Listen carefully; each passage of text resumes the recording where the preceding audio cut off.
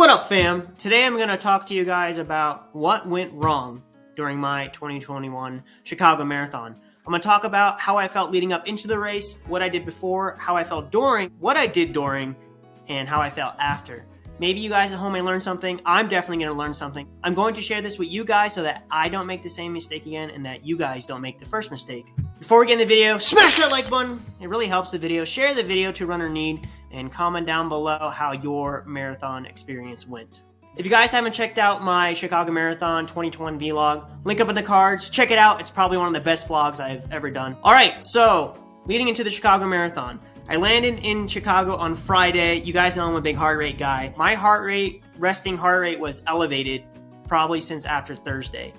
Usually when I go from altitude to sea level, it drops, but it stayed elevated to around like 56 to 60 beats per minute. When I'm ready, it's usually around, the low 40s, mid 40s. And then if I'm like ready to rip, it's usually like upper 30s. But for some reason, I had an elevated heart rate. I felt good during the shakeout runs. I focused on staying hydrated, making sure I got enough electrolytes, especially salt. Maybe my blood pressure is low, so my pulse rate had to compensate. But it stayed elevated during those 2 days and the morning leading into the marathon, which can be a detriment towards performance. But when I woke up in the morning, I ate some picky oats, drank a big thing of Morton, and headed to the start. It was about a mile walk to the start or the entrance of the gate. Felt fine. Nothing was bothering me. I felt peppy. I got to the gate and they decided that we weren't allowed to bring filled bottles into the event. So there went my plan of packing 4 to 6 ounces of Morton in a small The Feed bottle. So I had to chuck that. Still didn't panic. Got to the start, took a hot shot at the start, some fluid, took a gel at the start, some carbohydrate, and I was ready to go. Lined up at the start, the gun goes off, or the air horn, and this is how it went down. First mile, I went out in 5:30. I was about 6 feet back from the actual line you cross. Felt pretty good. I was hanging with my coach, Matt. He told me to go a little bit slower, but 5:30 was conservative. I felt fine. So I stayed with him for a while. Mile 2 was 5:30. Mile 3 was 5:25. Mile 4, guys, I don't know if my fueling sucked during the week, the days leading up to it, but I felt low in carbohydrate for some reason. I just felt like I didn't have enough glycogen, maybe because of stress and stuff like that. But mile 4, we went out in 5:20. For how I felt, I took my first gel now of Morton 100. Mile 5 was 5:19. Mile 6 was 5:26. At this point, me and Matt were talking about going conservative, building up into it, catching up, picking off people. By mile 6 or 10K, we cut off the Sarah Hall's group. And so there's an effort that I'm gonna talk about in a little bit that I probably should have done, but decided not to. Mile 7 was 5:24. Stayed with Sarah Hall's group, packed for a little bit, but decided to surge ahead Sarah Hall's group. So obviously, it's really early in the marathon. It's only mile 6, only 1/4 of the way through. You don't want to be throwing surges this early in the game.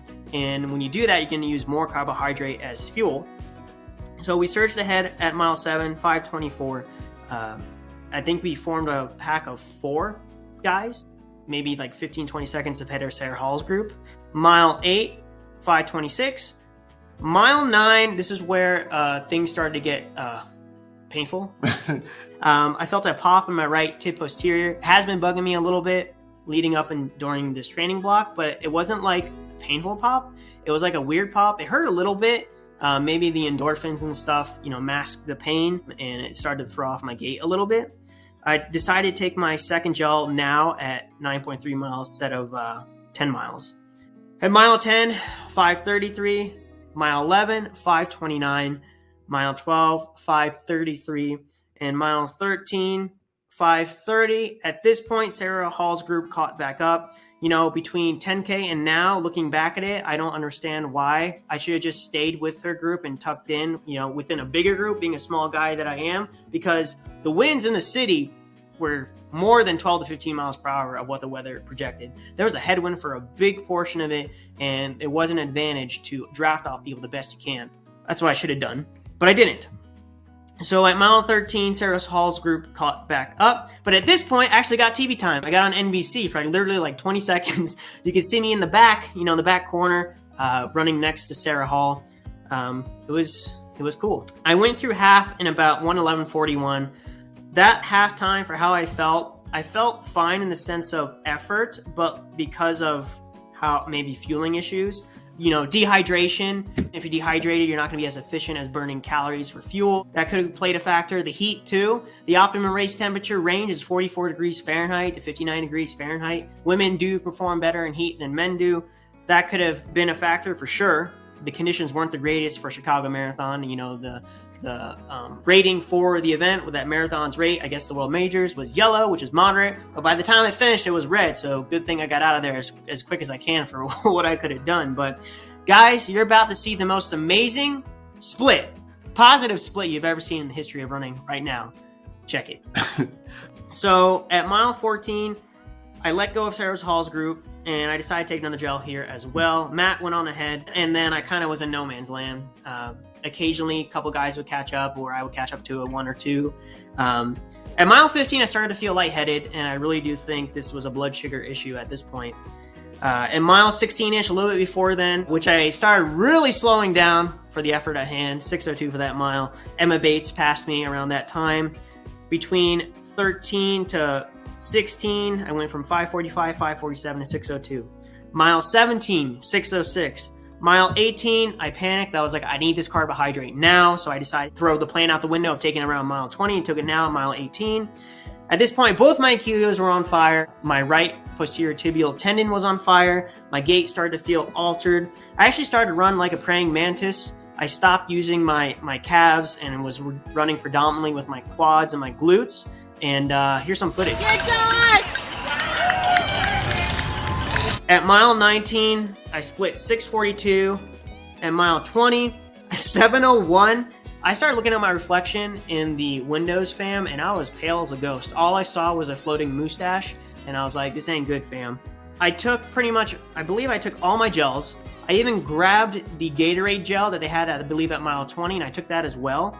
And guys, like I stated prior in the preparation or for the marathon video or what fueling during the marathon that I have, we didn't have access to bottles in the American Development Program, so we had to take advantage of as many Gatorade and water stops as possible. I literally grabbed maybe 1 to 2 Gatorades every stop and 1 to 2 waters, where the water was mostly, chasing a gel or throwing it on my body to keep myself from overheating, behind my neck, down my shirt, over my head. I started with the hat thinking there would be ice on the course, and I was going to do the good old Galen Rupp ice in the hat on the head thing, but that didn't work because there was no ice on the course. I did not drink enough water. I did not get enough electrolytes. The heat and wind and all that stuff completely did me in. Worst marathon ever for me. That's only my third one, by the way. At mile 21, my hamstrings locked up so bad, which I split 7:06 for that mile, that whenever I tried to surge, get a feeling that blood sugar slightly coming back after taking those gels, I couldn't do it. They would both lock up. Mile 22, 7:06. Zach Levitt caught up to me, so I was like, I'll hang with Zach. We were running together for a little bit. Zach's hammies would cramp up. My hammies would cramp up. We would yell some profanity when our hammies would cramp up, and kind of stayed within the vicinity of each other all the way to the finish. Mile 23, 7:03. Mile 24, 7:32. We just jogging now, fam. Mile 25, 8:30. I was finishing for you guys. The marathon is a complete battlefield. You'll see guys that you were with that pulled away, that stayed with Sarah Hall's group or kept going, stop and walk. They were walking. That's it for them. So it's kind of scary when people start dropping like flies because, it's brutal. Mile 25, 8:30. By the time I didn't even split my watch. At the point that I started slowing down, like around mile 16, I was manually splitting my watch, but I was splitting it without looking at the watch because I didn't want to see what I split during those miles. And then I didn't split mile 26 because I didn't care.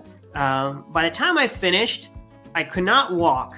I pretty much was fading in and out of consciousness. I know that sounds extreme, at least I think it was, because I was seeing stars, but it wasn't like white stars. It was like blotches of black. I had 2 of the event volunteers holding me up. My hamstrings were locked. I was like, I need sugar. I started sounding like that, the alien from Men in Black that was like, sugar and water. That's what I felt like. That's what I thought of actually as I was fading out of consciousness. But they gave me a Gatorade. I chugged it. They had a walk with me. And then by the time they got to the medal, I put that medal on and I slept with it ever since. And this is probably one of the most proudest finisher medals I have. Just the the turmoil that went down in the marathon, and what I did, and the accomplishment of endurance, and dealing with the adversity, the heat and the dehydration. And man, this is one of the proudest medals that I have, and you guys should be proud of it too. That was not an easy day. That is pretty much it for the race recap. Actually still got my band on, didn't take it off. Probably going to keep it on for the next year. If you guys got any questions, leave a comment down below. Comment down below how your marathon went, how you felt, how many gels you took. Do you think you should have taken more gels? Do you think you should have taken less? Did you get any cramps? Did you have to stop in the porta potty? Thankfully, I didn't have to do that, but there was some guy in our pack that did. And then when he caught back up, he smelled pretty bad. But live and learn, baby. Live and learn. Always stay spicy. Like, share, comment, subscribe. Hit the notification bell when I post my next video. Catch you guys next time. Peace.